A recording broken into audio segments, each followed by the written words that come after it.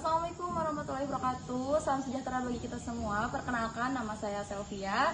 Di sini saya bersama 3 rekan saya lainnya, yaitu ada Joyari Putri Alo, Muhammad Ardika Akbar, dan Syahriati Usman. Di sini kami dari kelompok 2B yang akan membahas mengenai kebijakan lahan pertanian pangan berkelanjutan dari sisi kontra.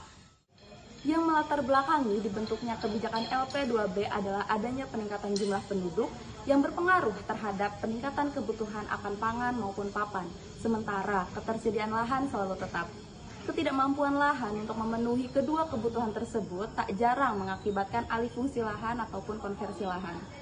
Pemerintah telah berupaya untuk menjamin ketahanan pangan dengan menetapkan kebijakan perlindungan lahan pertanian pangan berkelanjutan atau LP2B, yaitu bidang lahan pertanian yang ditetapkan untuk dilindungi dan dikembangkan secara konsisten sebagaimana tercantum dalam Undang-Undang Nomor 41 Tahun 2009. Akan tetapi, kebijakan LP2B yang sudah berlangsung selama bertahun-tahun, yaitu sejak tahun 2009 sampai sekarang pada kenyataannya belum memperlihatkan hasil yang optimal.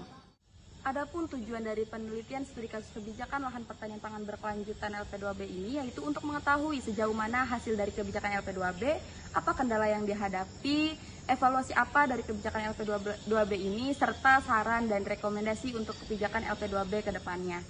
Adapun metode yang digunakan dalam mengkaji studi kasus kebijakan LP2B ini yaitu dengan berdasarkan pengumpulan data sekunder berupa studi literatur, review jurnal, dan berita online. Kebijakan Perlindungan Lahan Pertanian Pangan Berkelanjutan atau LP2B yang telah berlangsung sejak bertahun-tahun lamanya yang dimulai pada tahun 2009. Akan tetapi kebijakan LP2B pada kenyataannya belum memperlihatkan hasil yang optimal. Hal ini dilihat dari fakta-fakta yang terjadi di lapangan. Hal pertama, masih banyak RT, RW atau RT, TR yang tidak secara tegas membuat penetapan LP2B. Fakta kedua, masih terjadi peningkatan alih fungsi lahan setiap tahunnya. Salah satu contohnya yaitu fenomena terjadinya penurunan produksi yang disebabkan karena penurunannya lahan seluas 41,61 ribu hektar atau 0,30% dan penurunan produktivitas 0,17 hektar. Fakta ketiga, masih banyak daerah-daerah yang belum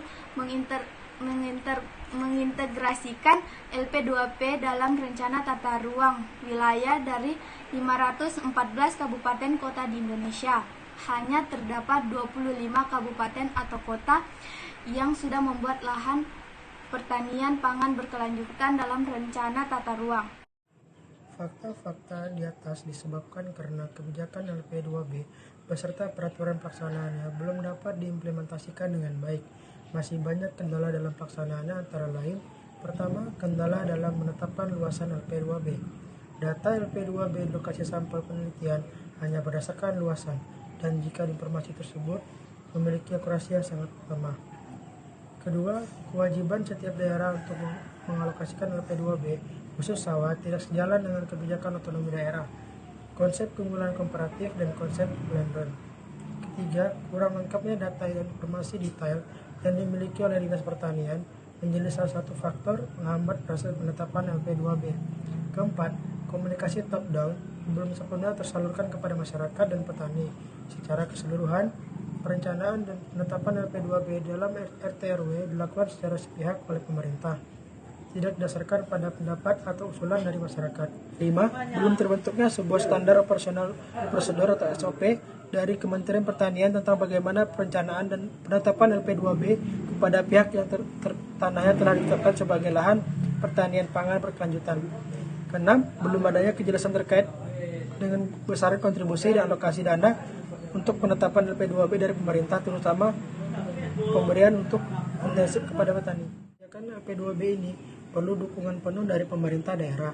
Akan tetapi, kebijakan LP2B dimuat dalam peraturan daerah mengenai rencana tata ruang ini masih rendah, dikarenakan pemerintah daerah kurang peduli terhadap kebijakan yang disinyalir adanya persepsi bahwa: pertama, penetapan LP2B dapat mengganggu pertumbuhan investasi di daerah dan mengurangi potensi penerimaan daerah dari pos pendapatan asli daerah atau PAD Bappenas 2016.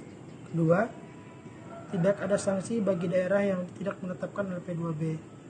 3. Pemerintah daerah harus memberi anggaran untuk intensi petani beserta LP2B. Selain menghadapi banyak permasalahan dalam pelaksanaannya, kebijakan LP2B ini juga mendapatkan ancaman baru yang nyata, seperti isu RUU Cipta Kerja pada pasal 122 nomor 1 yang akan melakukan perubahan terhadap UU nomor 41 tentang perlindungan lahan pertanian pangan berkelanjutan.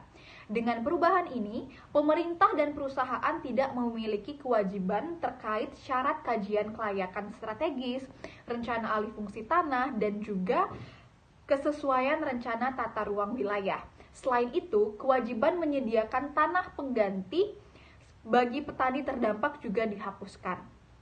Hal ini dilakukan untuk mempermudah masuknya para investor dalam negeri. Berdasarkan apa yang telah disampaikan tadi, dapat disimpulkan bahwasanya kebijakan LP2B yang telah berlangsung selama bertahun-tahun masih belum optimal. Untuk itu, pemerintah perlu mengambil keputusan yang cepat dan tepat dalam menghadapi permasalahan ini. Adapun opsi yang kami tawarkan yaitu yang pertama, program LP2B diberhentikan dan digantikan dengan program lain atau meningkatkan program yang sudah ada yang dirasa lebih efektif. Misalnya, program pemanfaatan lahan sempit melalui konsep rumah pangan lestari atau RPL. Contohnya dengan bercocok tanam hidroponik, aeroponik, tabulampot, dan vertikultura. Kedua, tetap melanjutkan program LP2B dengan melakukan evaluasi dan perbaikan yang nyata sehingga dampak kebijakan tersebut dapat dirasakan secara menyeluruh. Terima kasih bagi yang sudah menonton video kali ini, kurang dan lebihnya mohon dimaafkan. Apabila ada pertanyaan, saran maupun masukan bisa diketik pada kolom komentar. Kami akan senang hati untuk menerimanya. Wabillahi taufiq wal hidayah. Wassalamualaikum warahmatullahi wabarakatuh.